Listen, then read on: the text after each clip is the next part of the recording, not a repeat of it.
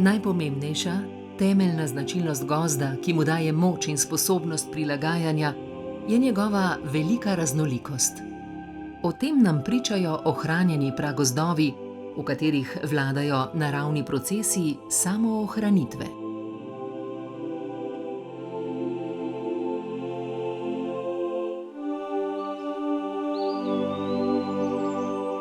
Slovenski gozdarji smo tradicionalno vezani na znanje, ki ga črpamo iz pragozda.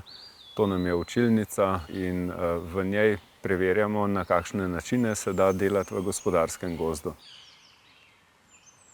Slovenska gozdarska šola je začela nastajati že pred dobrimi 100 leti. Takrat beležimo tudi začetek načrtnega gospodarjenja s slovenskimi gozdovi, ki so ga sicer na veleposestih uvedli Avstrijci in Nemci. Kasneje pa smo prešli v svojo smer, ki je danes razpoznavna v svetu. Ta naša slovenska gozdarska šola temelji na 3 načelih. Eno je načelo sonaravnosti, ki se ga učimo v pragozdovih, drugo načelo je mnogonamenskosti, se pravi vse funkcije se dogajajo na istem področju v istem času. In pa tretje načelo je pa najstarejše gozdarsko načelo, to je pa načelo trajnosti. Slovensko gozdarstvo vse od 2. svetovne vojne naprej uspešno uveljavlja ta načela v stroki in v upravljanju z gozdovi. Opravljene so bile številne raziskave in primerjalne študije, ki so ta načela strokovno utemeljevale. Obnovljen je bil gozd na številnih ogoljenih in osiromašenih gozdnih površinah. Več kot 2-krat se je povečala lesna zaloga v slovenskih gozdovih, vendar so ta mirna obdobja v gozdarstvu mimo.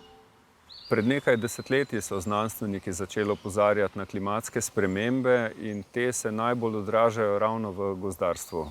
V gozdarstvu imamo opravka z rastlinami, ki rastejo stoletja in te rastline tam, kjer zrastejo, ne morejo zapustiti svojega rastišča, ne morejo se preseliti, ne moremo jim dovajati vode, ne moremo jim dovajati gnojil.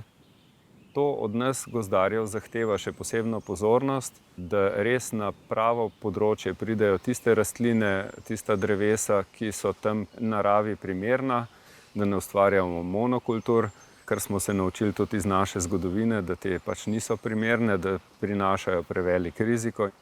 Prognoze in simulacije klimatskih sprememb so narejene za neke normalne nadmorske višine. Mi pa ugotavljamo, da so najbolj krute klimatske spremembe najbolj izrazite pa ravno v gorskem gozdu, ki je imel vsa ta stoletja najbolj mirno preteklost.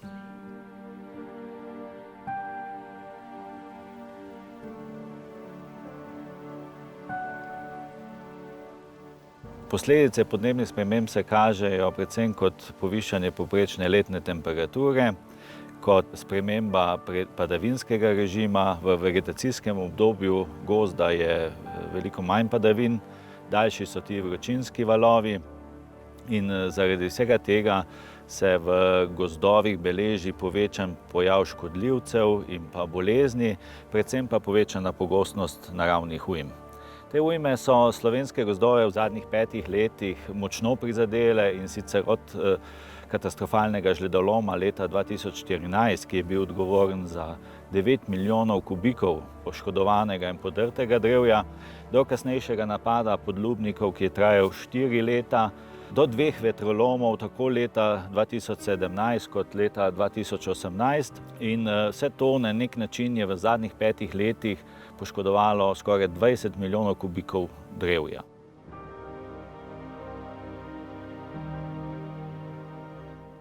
Smrekovi gozdovi so najbolj ogroženi zaradi podnebnih sprememb.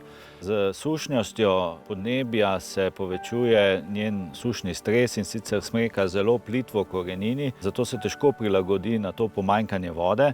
Poleg tega pa plitve korenine povzročajo tudi njeno veliko neodpornost na vetrolome. Tako da bo gozdarska stroka v prihodnosti morala vse te gozdove prevesti v bolj naravno drevesno sestavo, z večjo primesjo listavcev in s tem povečati tudi odpornost na te pričakovane naravne ujme v prihodnosti. Gozdarska stroka že išče rešitve, kako pomagati gozdu pri prilagajanju pričakovanim ostrejšim podnebnim razmeram.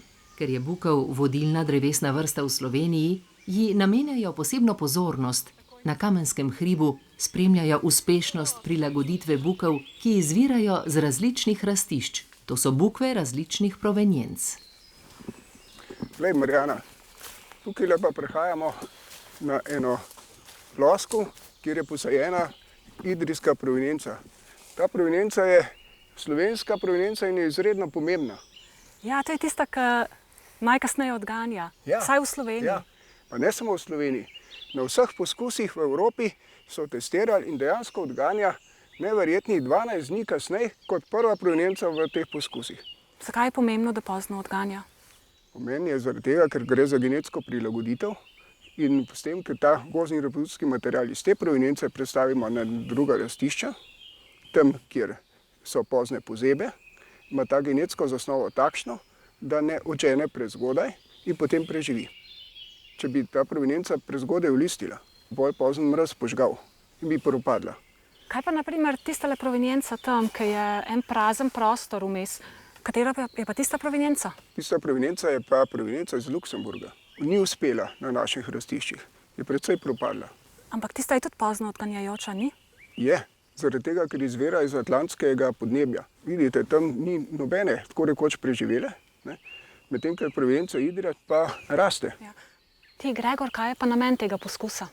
Namen tega poskusa, Marjana, je pa spoznavanje odzivnosti provenience v novih razmerah okolja. Torej, kako se ona prilagaja na ta nove razmere okolja. Kdaj bomo pa vedeli rezultate takih poskusov? Te poskusi so izredno dolgoročni, ker trajajo več desetletij. Dovolj dobre rezultate bomo dobili že verjetno čez 1 leto, ko bo ta poskus star 25 let. Ta drevesa bomo mi spremljali 60 let, zaradi tega, ker smo poskus osnovali na tak način, da nam to omogoča. To se pravi, da medva še ne bova videla končnih rezultatov. Bova šla pogledat. Bova šla pogledat. Ja.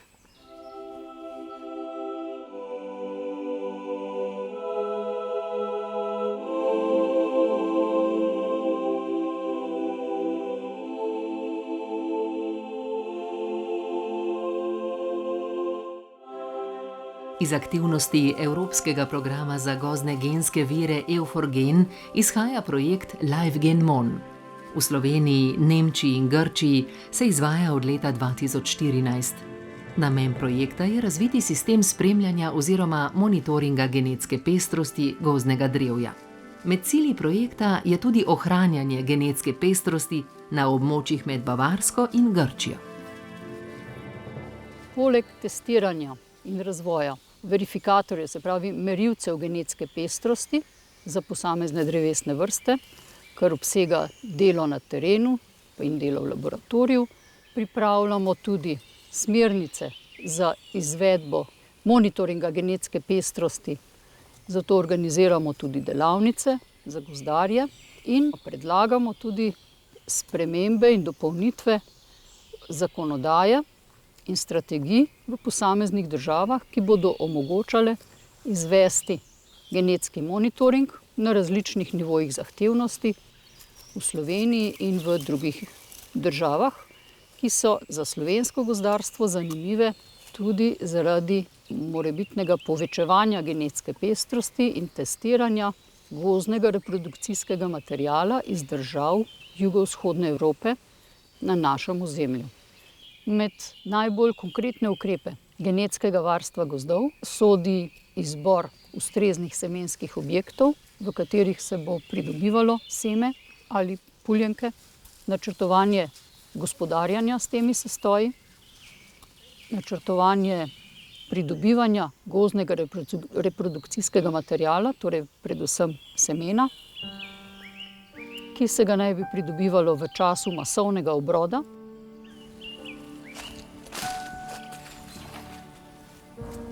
Za genetske analize najrajši uporabljamo popke, ker je v njih največ DNK-ja. Zdaj, če pridemo sredi poletja, bomo najlažje vzorčili liste. V primeru pa, da je drevo zelo visoko in da listov v nadventivnih pogankih ne dosežemo, potem pa lahko vzorčimo tudi del skorje. Za genetske analize potrebujemo približno toliko izhodnega materiala, pa ne samo za analize, ampak tudi zato, da en del tega materiala shranimo za morebitno kasnejšo uporabo, posebej v primeru genetskega monitoringa. Ker šele razvijamo koncept genetskega monitoringa, na tej ploskvi vzorčimo na dva različna načina. V bistvu imamo eno hektarsko ploskev, na kateri imamo označenih 251 dreves, to se pravi vsa drevesa v tistem enem hektarju. Vzorčili smo jih na začetku projekta in pa potem mladje pa vzorčimo še letos z namenom, da vidimo, ali bomo v 5-letnem intervalu že opazili kakšne spremembe ali so za to potrebni daljši časovni roki. Eno izmed zanimivih odkritij je na primer to, da določena drevesa imajo veliko več potomcev kot druga drevesa. In ugotovili smo tudi v povezavi z spremljanjem fenologije, da drevesa, ki prej odganjajo, ki prej poženejo liste, imajo več potomcev.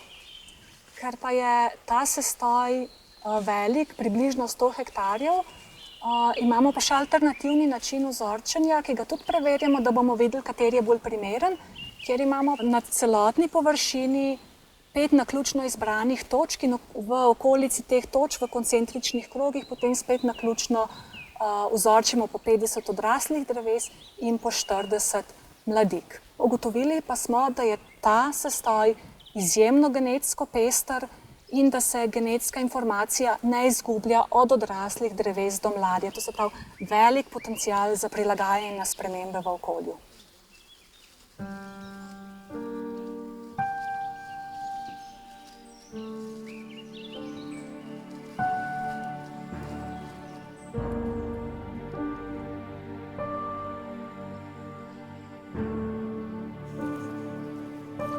Sanacija posledic naravnih ujm v gozdovih mora potekati načrtovano, po jasno določenih postopkih, z določenimi prioritetami, predvsem pa z sodelovanjem vseh tistih, ki pri tej sanaciji sodelujejo. Zdaj, v tej prvi fazi gre za posek in spravilo poškodovanega lesa.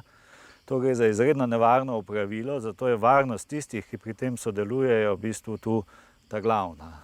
Potem pride druga faza in sicer to je faza obnove gozda. V Sloveniji imamo srečo, da zaradi ohranjenih gozdov, v katerih samo obnovitveni mehanizmi še delujejo, večino te obnove poteka po naravni poti.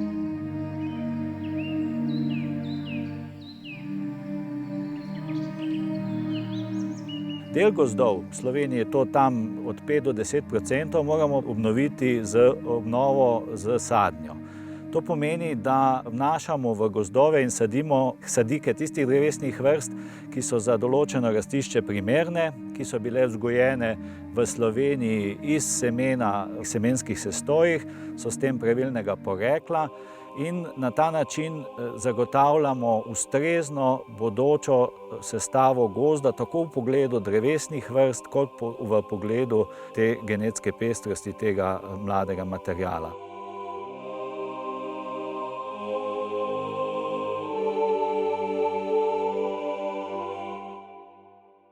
Gospod, prišli smo v vaš gozd, da se skupaj odločimo, kaj s tem gozdom narediti. Mi gozdarji pač nudimo svetovanje lastnikom gozdov. Skupaj smo pripravili načrt, kaj s tem vašim gozdom naprej. Kot ste opazili, vam ujme resno uničujejo gozdove, v glavnem smreku. Tako da zdaj bo treba ukrepati čim prej, če ne želimo, da imeli tudi tukaj gole površine. Ste videli, tukaj je smreke občutno preveč glede na naravno sestavo ostalih gozdov in to me skrbi. In jaz bi predlagal, da skupaj izvedeva izbiro drevja za posek in da dajemo prednost listovcem, da pustimo semenska drevesa bukve, da dobimo naravni obrod, izločimo pa bolna drevesa in pa seveda zmanjšamo delež te smreke. Kaj pa glede ekonomskega potenciala tega gozda, če smreke ne bo več? Glejte, res smo včasih sledili samo ekonomskemu cilju, ampak glede na to, da imamo vsako leto kakšno ujmo, kot ste videli, mislim, da je prvi cilj pester in pa vitalen gozd, da bo preživel. Tele smreke zaenkrat izgledajo še dokaj zdrave. Kaj tle predlagate? Tukaj je še dokaj ohranjen smrekov debeljak. Jaz bi ga kar zaenkrat pustil. Bi pa resno razmišljal, kako bomo obnovili ta gozd v naslednjih 10 letih, ker stabilen pa ni prav tale gozd. preveč je smreke. Ja, tole so pa tele površine, ki so bile najbolj prizadete, kjer je gozd praktično šel, dreves ni več. Tukaj bo pa treba nekaj narediti. Ja, drevesa, se pravi prizadeta drevesa smo pospravili, zdaj pa je tukaj tako rekoč prazen prostor. Kaj predlagate? Površine so kar velike, tukaj na naravno obnovo težko računamo, kakšnih semenskih dreves ni, na ta drobna drevesca ne moremo računati, so še premlada. Jaz predlagam umetno obnovo, sadnjo drevesc. Katere drevesne vrste pa predlagate? Katere so najbolj primerne za to območje? Že prej sva govorila, da želimo mešane, stabilne gozdove, zato samo na eno vrsto ni dobro staviti. Jaz bi pa predlagal, da več poudarka damo listovcem, predvsem bukvi, ki je tukaj doma. V manjših količinah pa mogoče primes plodonosnih drevesnih vrst, mogoče češnja, javor, tudi jelka.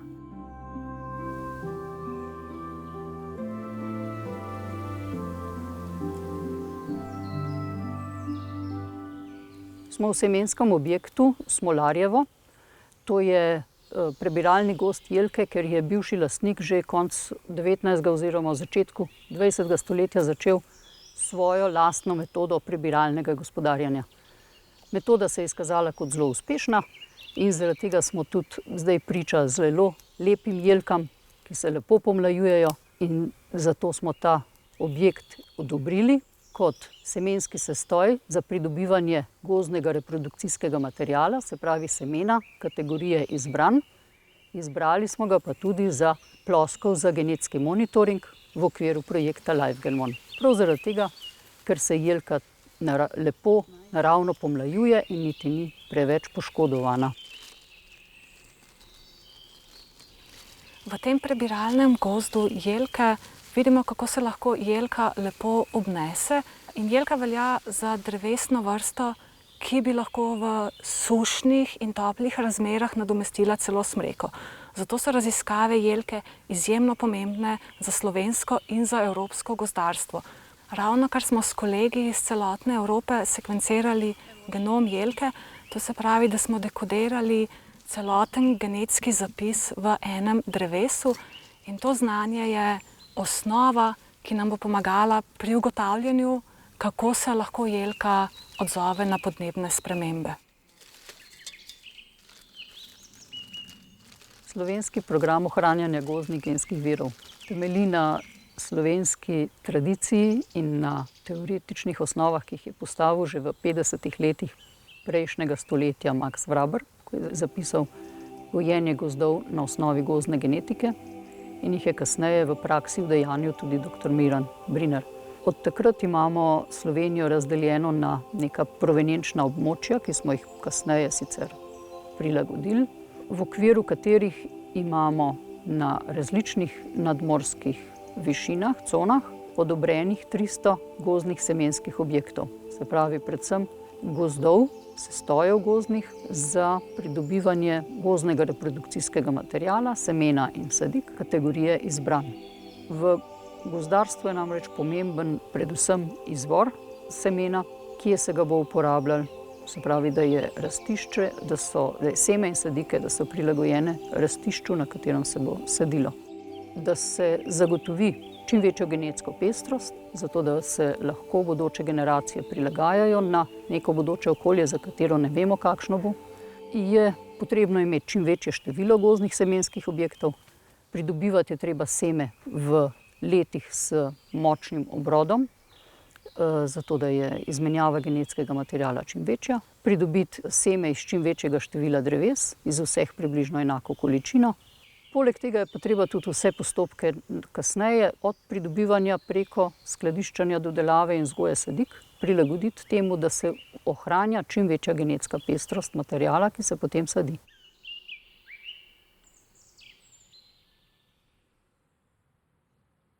Še pred nekaj leti je bil tukaj temen smrekov gozd. Zaradi napada podlubnikov smo morali posekati čisto vsa drevesa smreke. Te večje gole površine je potrebno obnoviti. Obnovili jih bomo sadnjo drevesc. Če bi čakali, da se obnovi po naravni poti, bi to trajalo 50 in več let. Posadili pa bomo pretežno bukova drevesca, ker naš cilj je mešan gozd bukve s primesjo smreke in plemenitih in ostalih listovcev. Vidim, da ste imeli kar dosti dela za pripravo površine. Koliko dni pa koliko ljudi pa je to počelo? Pripravo površine je delalo 10 ljudi, delali so pa približno 14 dni, oziroma 10 delovnih dni, kar je zneslo 1 hektar na dan. Ker še 10 dni nazaj je bilo tukaj grmovje više kot midva, ko se spomnim. Ja, res je. Vse to so porezali in zložili skupaj, da lahko zdaj nemoteno dela pač poteka sadnja. Koliko sadik ste do zdaj posadili, koliko je vseh pravzaprav? Na 10 hektarov bomo dali 20 000 sadik, od tega bo 12 000 sadik bukve, pa 8 000 sadik smreke. A ste previdni, pa smreko sadite samo v vrtače, tako kot smo se dogovorili? Ja, smreko smo posadili v vrtače, kar je ostalo vmes praznega prostora, gre buku. Vreme nagaja? Malo nagaja, ampak bo šlo skozi. Gozdarstvo postavlja pred nas gozdarje vedno nove izzive, ki smo jim kos le s pridobivanjem novega znanja. Seveda pa medse vabimo tudi mlade ljudi, ki prihajajo s svežimi idejami, z bolj širokim znanjem, z novimi tehnologijami in takih si želimo, da bomo lahko skupaj ustvarjali gozd, ki bo služil naslednjim generacijam.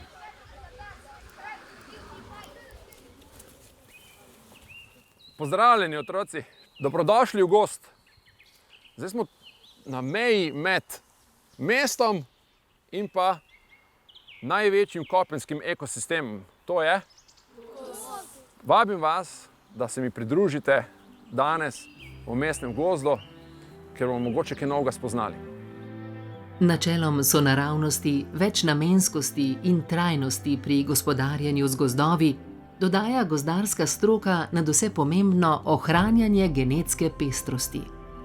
Spremljanje, načrtovanje in izvedba ukrepov genetskega varstva gozdov bodo v prihodnosti odločilno vplivali na razvoj in kakovost gozdov.